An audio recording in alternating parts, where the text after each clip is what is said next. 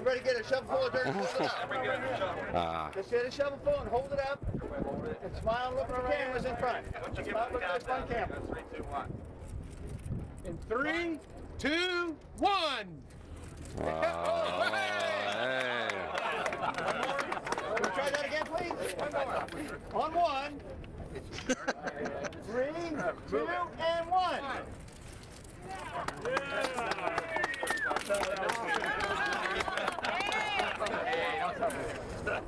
You gotta clean it up now. Congratulations, everyone. Alright, what's going on? Congratulations. Cool. Alright. Hold on. Oh, cool.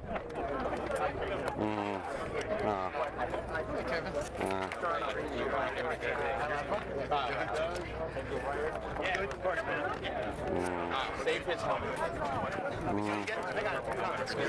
Alright. Excuse me. Okay. This is fun. We in the gaggle? Alright. Oh, where's Chao? Listen, guys. Up the hill. Up the hill? It's yours. Alright.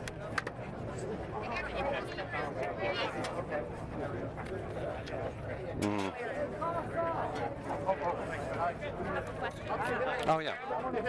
Oh, hi. Secretary. Hi. Martin. Hey, how you doing? WAMU. Secretary Chao. It's fantastic. I can go live feed CNN. We're the ones who've been groundbreaking. In fact, I was with you last time on the Wilson Awards with your husband, Majority Leader, and Indian. You get the real face-to-face. And we've been covering infrastructure since Warner put it up 8 years ago. Hi, Secretary. Yes. Yeah. Hi, Martin DeCaro at WAMU Radio. Nice to meet you. How important is the success of this project over the next 5 years when it comes to private investment in major infrastructure? Second major transit P3 in the country. Well, public-private partnerships are very popular throughout the world in funding public infrastructure. And in our country, there seems to be, there is a bit of a lack of understanding about how public partnerships work. So it's our job to try to explain it. And there is a lot of private sector money that want to invest in public infrastructure. And in some states, private sector funding, financing are actually discriminated against. We have tremendous needs in this country for infrastructure, and there's just not enough money.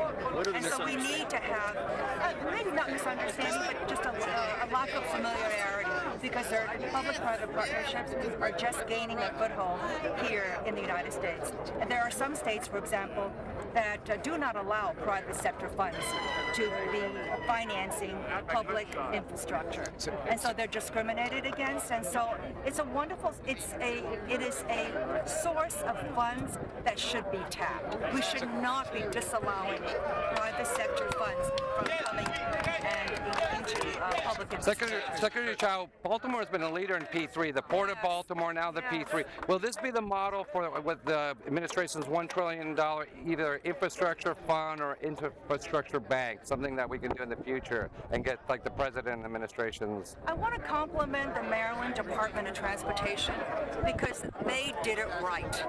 You know, this is a competitive process. There are many, many projects, and the Department of Transportation in Maryland under Governor Hogan worked very hard to make this project one that would be easily fundable. And they included the private sector, they got local community support, they got the state, not only the state, but the county government involved, because for such a large project as this, there needs to be a collaborative effort with all stakeholders. So this is a primary example of the public-private partnerships that can result in, you know, a successful signing of a full funding agreement. Secretary, can I ask you two-part question? Can you tell us what you're doing in Texas now in terms of immediate relief? And you're going to have a meeting at the White House